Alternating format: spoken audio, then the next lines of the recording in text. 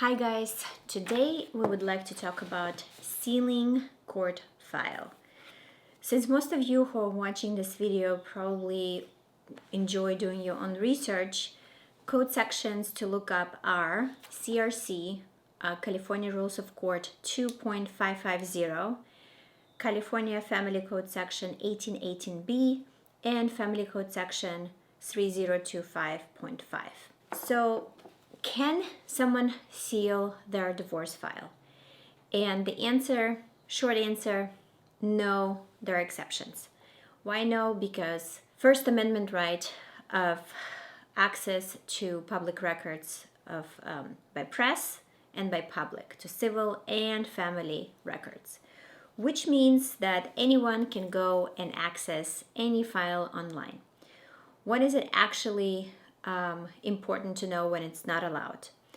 And I'm going to read based on cases that courts decide in code section I just cited. So when overriding interest overcome the public right to access. I mean, who defines that? Basically, someone who needs to seal the record needs to file a request for order and let the judge decide. And although the code section 2024.6 Family Code gives the judge the authority to seal the records, some of the records, it's unconstitutional. So for some reason, this code section is still in existence, although technically it's unconstitutional. So the main point to seal the records is to avoid potential harm.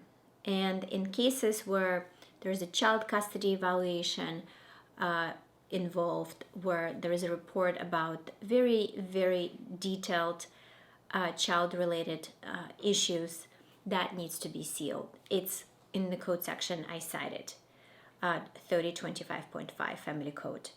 And then it's not even possible to just stipulate to seal the records. The court has to give reasons that it's okay and go over the balance of outweighing the public interest to access and public and press access, the First Amendment right versus the privacy right. So it's really, really tough to get.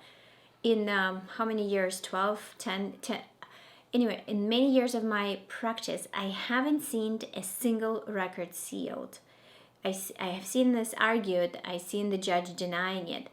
Maybe I haven't done the biggest case, but I think some of the cases that involve maybe celebrities or potential exposure to public information that could harm the person could be a compelling reason, and the court has to scrutinize.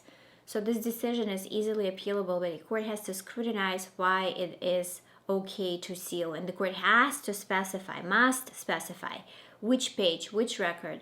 So it's not just always possible to seal the whole file.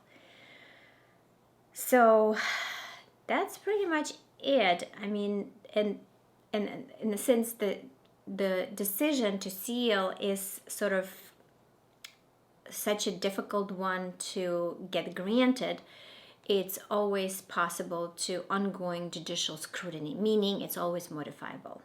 If someone challenges it, files a request to modify, or it can be also, of course, appealed like any other decision by the court.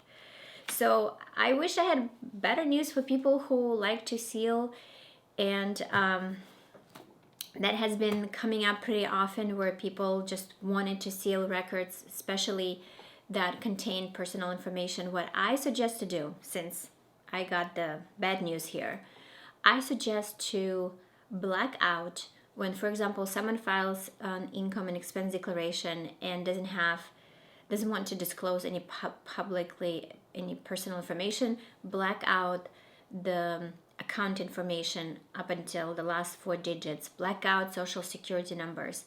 In marital settlement agreements, either settle before and do a default judgment so you don't have to attach the MSA, or when you do have an MSA, don't list the account information, just Citibank checking 1234. Don't even list the value of the accounts, and at no point don't file assets and debt declaration and with the court. It says right there, but some people don't know. And income and expense declaration, make sure you redact everything. Tax returns. So when someone files something for attorney's fees, spousal support, child, so anything financially related, meaning where the court has to make an order based on discrepancy in income, most local rules require a sealed 2 years of tax return filed with the court, so that needs to be sealed in an envelope. So I would create a heading saying the case, like a typical pleading heading, and say 2 last years of tax return, state and federal, under seal, and then here was attached sign, and then put it in an envelope and give it to the clerk. Do not file it with the court.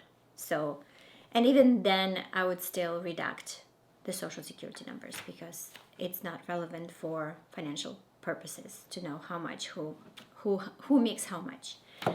All right, that's it for today. I will talk to you soon. Like, subscribe. Bye.